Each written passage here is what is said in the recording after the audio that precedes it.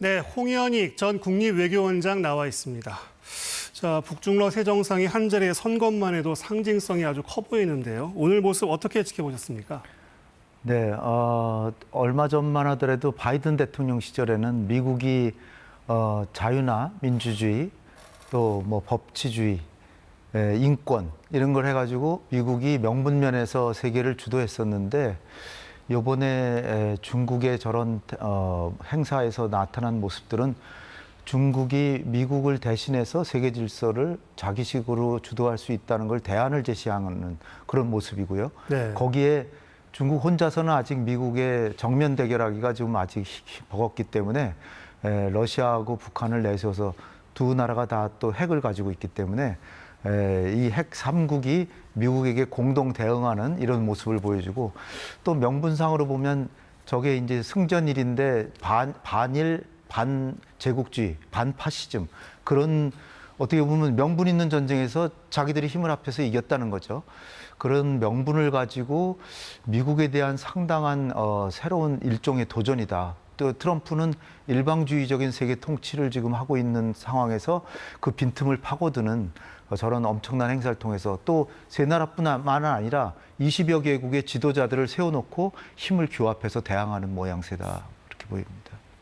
네, 그 북중러가 어깨를 이렇게 나란히 한 건 세 나라의 셈법이 맞아 떨어졌기 때문이라고 보는 시각도 있는데요. 각각 네. 어떤 생각을 갖고 있을까요? 중국은 지금 미국의 거센 공세에 맞서서 관세에서는 정면 대결해서 지금 계속 90일씩 연장하면서 미국에게 굴복하지 않고 있잖아요. 그럼에도 불구하고 역시 힘은 아직 미국에 있기 때문에 중국이 러시아하고 북한을 끌어당겨서 자기의 위세를 과시하는 거고, 또 북한이 러시아하고 동맹을 맺어서 자신의 영향권에서 상당히 이탈해 있거든요. 북한에 대한 자기 영향력을 다시 확인하고, 또 트럼프하고 김정은하고 대화를 시작할 땐 또 소외되니까 미리 이제 단속을 해놓으려고 이제 불렀다고 이제 볼 수 있죠. 푸틴 대통령은 전쟁을 도발하고 전쟁을 하고 있는 와중에서 세계에서 고립돼 있는데 고립을 탈피하고 이런 반파시즘 전쟁에서 승리했다는 것을 시진핑이나 같이 가서 저 행사를 함으로써 우리는 결코 고립되지 않고 명분 있는 싸움을 하고 있다는 것을 간접적으로 과시하는 그런 효과하고, 가장 많이 얻는 게 김정은인 것 같습니다. 김정은은 러시아하고 동맹은 체결했지만 러시아로부터 상당한 지원을 받아도 북한이 중국에서 받는 거에 비하면 10분의 1도 안 되거든요. 그렇기 때문에 중국에게 이제 손을 내밀어야 될 시점이 왔다. 특히 트럼프 대통령이 전쟁을 끝내기 직전이기 때문에 언제 전쟁이 끝날지 모르고, 그런 상황에서 김정은으로서는 러시아에게만 의지할 수가 없는 거죠. 네. 그리고 트럼프하고 대화를 하려고 하면은 2018년, 19년에서도 그렇듯이 미리 전략적으로 시진핑과 상의할 필요가 있다. 그리고 무엇보다 경제적인 지원이 지금 급한 것 같습니다. 네. 그런데 북중러 정상회담이 열릴 가능성은 높지 않다고 합니다. 그 네. 이유는 뭡니까? 북한과 러시아는 3국이 동맹 수준으로 이렇게 회의도 하고 군사훈련이라도 같이 하길 바라는 그런 전략적 이해관계를 갖고 있는데요. 중국은 좀 복잡합니다. 네. 중국은 러시아는 전쟁 도발국이고 북한은 핵을 개발한 불량국이고, 같이 한다는 것이 불량국가들하고 섞이는 이미지가 나빠지는 효과가 있죠. 거기다가 중국이 계속해서 한미일 공조와 안보 협력이 이게 신냉전 질서를 형성한다고 맨날 비판해 왔는데, 자기가 앞장서서 북중러 삼각 동맹 비슷하게 할 수가 없는 거죠. 네. 거기다가 경제적으로 볼 때는 EU하고 미국이 러시아나 북한보다 훨씬 더 큰 그 경제 파트너이기 때문에 이렇게 동맹의 모습을 보이면 손해를 보는 게 많습니다. 네. 그래서 아마 이번에는 3자 정상회담은 안 하지 않을까, 이렇게 조심스럽게 예측해 봅니다. 네, 그 김정은 위원장 얘기도 해보겠습니다. 오늘 인민복을 입지 않았던데요. 어떤 네. 의도가 있을까요? 저게 이제 김정은도 정상국가의 모습을 보여주려고 여러모로 애써 왔거든요. 최고인민회의도 매년 한 번 내지 두 번 정기적으로 개최하고, 당대회도 5년마다 한 번씩 딱딱 개최하는 식. 과거에는 뭐 20년 만에 한 번 하고 그랬습니다. 그런데 네. 정상국가 모습을 갖추려고 많이 노력해서 아무래도 양복과 넥타이 이게 국제 표준이기 때문에 국제 표준에 맞추려고도 하고, 특히 지금 시진핑 주석이 인민복을 입기 때문에 김정은이 같이 입으면 희석됩니다. 이미지가. 그래서 상당히 시진핑을 배려한 것이 아닌가.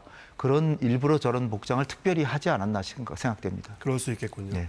그리고 그 차량 번호판의 숫자, 실제로 정전협정일을 의미하는 거라고 보십니까? 그렇습니다. 그 1953년 7월 27일이 6.25 전쟁 끝난 휴전협정일이잖아요. 네. 근데 미국하고 북한이 싸워서 결국 비겼는데 북한에서는 그 강대국하고 싸워서 비겼으니까 이긴 거다. 그래서 승전일이라 그러거든요.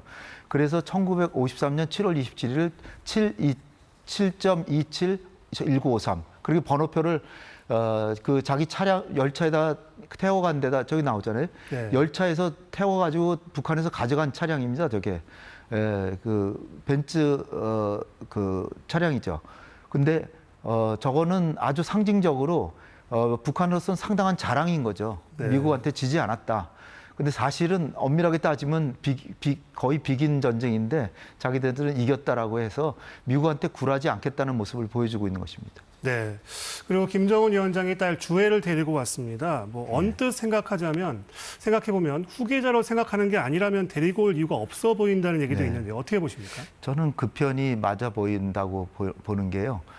사실은 그 사회주의 국가들 지도자들은 잘 그 부부 동반 행사를 잘 안 합니다. 그런데 이제 이번엔 사회주의 국가들이 아니라 권위주의 국가들인데 그렇다고 하더라도 그 부인들 데려온 사람들도 많아요. 그렇지만 북한의 경우는 지금 영부인이 있잖아요. 네. 이설주가 있는데 딸을 데려온 거는 상당히 무슨 특별한 목적이 있다라고밖에 볼 수가 없습니다. 네. 그런데다가 최선희보다도 앞세워서 딱 2인자 모양으로 두 번째로 딱 그러니까요. 나오는 모습이 저렇게 그 후계자로 가는 길이 아닌가 이렇게 여겨지고요. 근데 단지 이제 그 막루에는 올라가지 않은 게 아무래도 이제 군 행사기 때문에 거기는 올라가지 않았는데 아마 후계자가 아니더라도 국제적인 경험을 쌓게 해주려고 저렇게 데리고 다니는 게 아닌가 보입니다. 네. 그리고 우원식 국회의장이 김정은 위원장과 짧은 대화를 나눴다고 하는데요. 이건 네. 어떻게 해석할 수 있을까요? 이게 아무래도 그 막루에 올라가기 전에 대기실에서 잠깐 만나서 악수하시고 네. 몇 마디 이제 나눴다고 하는데 이 7년 만입니다. 이렇게 얘기를 하니까 김정은 위원장이 네라고 답했다는 겁니다. 네. 조금 더 자세한 얘기가 있는 것 같은데 내일 특파원 만나서 얘기하시겠다라고 하니까 내일 이제 들어볼 수 있을 것 같은데 네. 길게 얘기는 못 하셨을 것 같아요. 네. 이렇게 그 전승절을 계기로 북중러가 밀착하는 모습, 이게 향후 한반도 정세에 어떤 영향을 미칠 걸로 보십니까? 일단은 상당히 도전적이고 기분이 별로 안 좋죠. 우리도 한미일 그거 강화는 했지만 북중러가 저렇게 강화되는 모습은 별로 보기 좋지는 않은데 너무 거기에 주눅들 필요는 전혀 없습니다. 왜냐하면은 말씀드렸다시피 북중러 동맹이 되는 게 전혀 아니고요. 네. 북러, 북중, 그다음에 중러 삼각관계들은 상당히 원활하지만 세 나라가 힘을 합쳐서 어떻게 이 동북아 질서에서 완전히 신냉전 구도로 간다 이런 건 전혀 아닙니다. 네. 조금 과거보다는 좀 더 긴밀하게 하자 이런 정도고요. 또 하나는 김정은의 입장에서는 이게 힘이 없고 이렇게 소외되고 그러면은 휴전선에 장벽이나 쌓고 그래서 자기네들 그 위축된 모습을 보이거든요. 근데 우리의 목표는 한반도의 평화를 가져오고 남북 대화를 하고 북한이 세계로 나오게 끌어당기고 북미 정상회담이 되게 하고 그래서 남북 관계도 개선하고 이런 거기 때문에 우리 입장에서 보면 김정은이 오히려 이번에 중국과도 관계를 정상화하는 쪽으로 감으로써 오히려 조금의 자신감을 가지고 국제 무대로 나올 수도 있다라고 보입니다. 따라서 북미 정상회담의 가능성은 오히려 더 커지고 그렇게 되면은 우리도 그걸 잘 활용해서 남북 대화나 남북 관계 정상화 쪽으로도 가져갈 수 있지 않을까 조심스럽게 이렇게 예측해 봅니다. 네, 뭐 앞서 말씀하셨지만 우리 정부가 취해야 할 입장이 어찌 보면 좀 모호할 수도 있어 보이는데요. 네. 길을 좀 제시해 주시겠어요? 무엇보다 지금 남북 관계 정상화는 정부가 많이 노력하고 있고요. 이제는 한일 관계는 상당히 돈독하게 해놨고 한중 한러 관계가 아직 남았습니다. 그래서 시진핑 주석이 10월 말에 올 가능성이 크지만 반드시 오도록 하는 외교를 해야 되고요.